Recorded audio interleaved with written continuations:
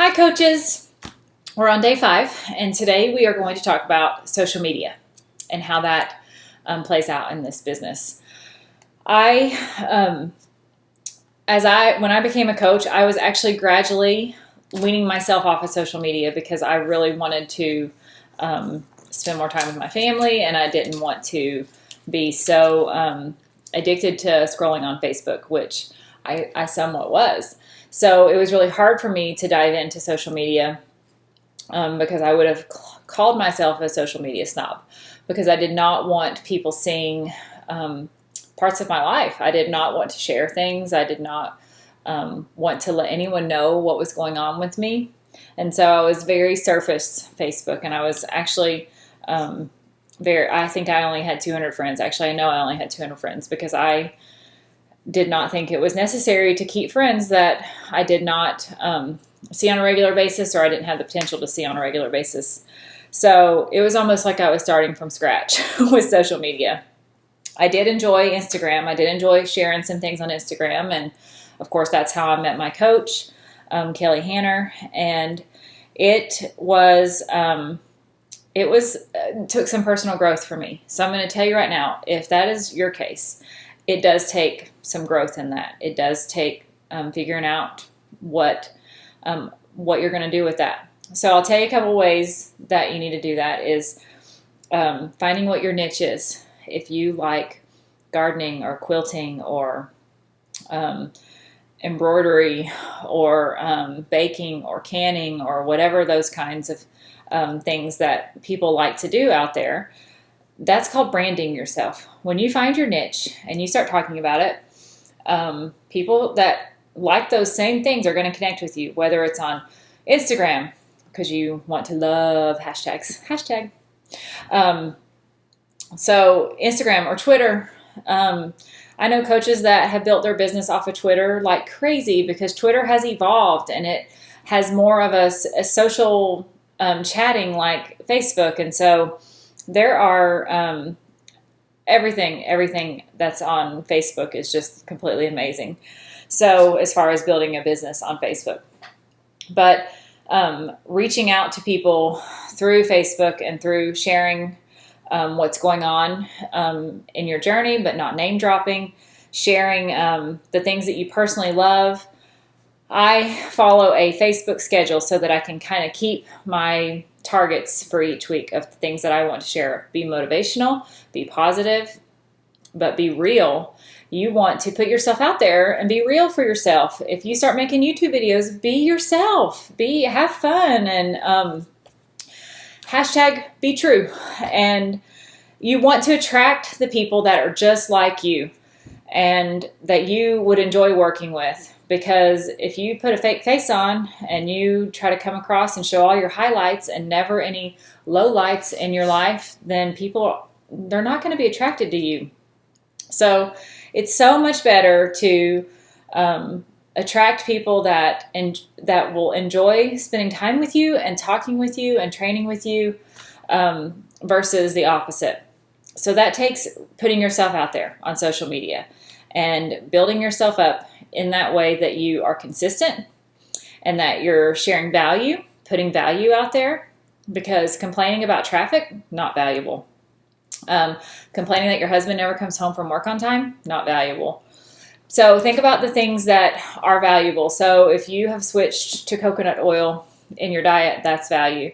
If you have stopped drinking dairy because your child has asthma or allergies to it, that's value because someone else might be going through the same thing and they've never thought that why their kids are going through something, that it could be what your child went through. So connecting with people through value, through motivation, through likes, people that like the same thing as you. There is a lot of fun in that, and there is a lot of business building and team building in that. So, for me, finding what your target market is in social media, you can't necessarily find your target market when you're talking face-to-face with people, because if you just meet someone at the supermarket or at the grocery store, you can't really be sure what their background is or what their lifestyle is or anything like that. So Sometimes it's a little, I hate to say this, but sometimes it's a little bit safer to do online stuff, so that you can kind of look back at people and see if their life matches up to yours and values matches up to yours, morals possibly. So, but finding those kind of people is considered your target market. So when we are in network marketing, we have a target market, because for example, I'm a stay-at-home mom. My husband's in the military. I homeschool.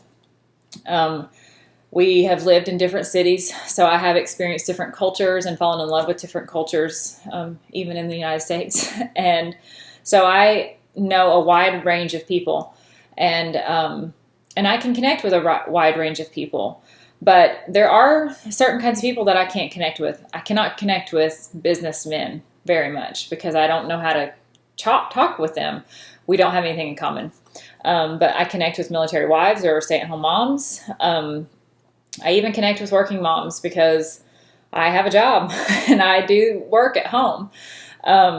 So figure out what your target market is and work towards that. So think about what you're posting on Instagram and what you're posting on Facebook and what you're posting on Twitter that will attract people to you, and be interested in the things that you're doing, so that when you're doing your private messages, you are interested in them. So think about your target market. Think about what your niche is and branding yourself. When we talk about branding yourself, that means typically when someone thinks about coconut milk, they think about me. My friend April, when they think about Chipotle, they think about April. So you want to brand yourself with things that you like, so that when people think about it, they think about you. And that's an awesome place to be. So think about what your brand is, the things that you like to talk about, whether it's German Shepherds or cats or gardening, those kind of things, brand you. And those are wonderful, positive things that can connect people with you. What your niche is, I think finding someone's niche of the things that they really like, because sometimes people can be really fuzzy about things and they're like, I don't have any hobbies, I don't have kids, I'm a single girl and I just go to work and I come home and I clean the house, I don't really have anything going on. But you do. I'm sure that there are things that you do in your life that you are not even fully aware of, and there's things that you like to do. So, write those things down or do some self-searching of what you really like, because right there is your target market. And you want to build off of that. So your homework for tonight is finding out what your niche is and, knowing what your target market is. So in the comments, put what your target market is and tag your coach, so that we know what you're working towards and who you're working to help. Because if it's working moms, that's a good area to start with. So I hope that you have a great night, and I look forward to seeing what your comments are. And don't forget to tag your coach. Have a good day.